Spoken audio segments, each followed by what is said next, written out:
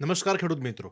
આ વર્ષે તલનું વાવેતર ખૂબ સારું થયું છે, પણ ઘણા ખેડૂત મિત્રોની ફરિયાદ છે કે તલના પાકમાં ફૂલ ઓછા આવે છે અથવા ફૂલ આવ્યા પછી ખરી જાય છે। તો આજની વિડીયોમાં જાણીશું કે તલના પાકમાં ફૂલ વધારવા માટે અને તલના વિકાસમાં કઈ દવાનો છંટકાવ કરવો જેનાથી ઉત્પાદનમાં 20 થી 30% વધારો કરી શકીએ। તો ચેનલને ફોલો અને સબસ્ક્રાઇબ કરો જેથી ખેતીલક્ષી માહિતી તમને સમયસર મળે। તલના પાકમાં ઘણીવાર ફૂલ તો ખૂબ આવે છે પણ તે ખરી જાય છે અથવા છોડની ઊંચાઈ વધી જાય છે પણ ફૂલ ઓછા આવે છે। તેના માટે આપણે પીજીઆરનો છંટકાવ કરવો। ટેકનિકલની વાતચીત કરીએ તો હોમોપ્રાસોલાઇડ 0.04% એટલે માર્કેટમાં મળતું ગોદરેજ ડબલનું પ્રતિ પંપમાં 10 થી 15 ml નો છંટકાવ કરી શકાય છે, અથવા તમે માર્કેટમાં મળતું ઘરડા કંપનીનું ચમત્કારનો પણ છંટકાવ તમે કરી શકો છો। આ દવા જ્યારે તલમાં 10 થી 20% ફૂલ દેખાવાની શરૂઆત થાય ત્યારે પહેલો છંટકાવ કરવો।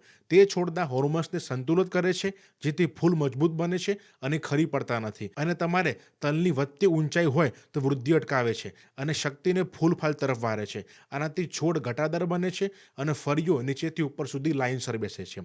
હવે વાત કરીએ રાસાયણિક ખાતરની અને સ્પ્રે શેડ્યુલની।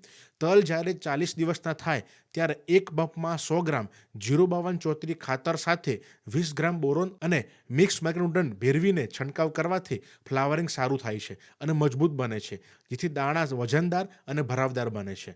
ખેડૂત મિત્રો, એક ખાસ વાત છે કે તલ તેલીબિયા પાક હોવાથી સલ્ફર વગરના તેલના ટકા વધતા નથી, જેથી પાણી સાથે લિક્વિડ સલ્ફર આપવું। આનાથી દાણા ચમકદાર અને વજનદાર બનશે। ખેડૂત મિત્રો, એક ખાસ નોંધ છે, જો મારો વિડીયો તમે ફેસબુક અને ઇન્સ્ટાગ્રામમાં જોતા હોય તો યુટ્યુબમાં જઈને દેવલક્ષ્મી સીડ્સ સર્ચ કરીને સબસ્ક્રાઇબ કરો, કારણ કે યુટ્યુબમાં દરેક વિડીયો સંપૂર્ણ માહિતી સાથે લોંગ ફોર્મેટમાં વિડીયો મૂકેલો હોય છે, જેથી તમને વધારે માહિતી મળશે। માહિતી તમને સારી લાગી હોય તો ચેનલને ફોલો અને સબસ્ક્રાઇબ કરો, અને કોઈ પ્રશ્ન હોય તો મને કોમેન્ટમાં પૂછી શકશો।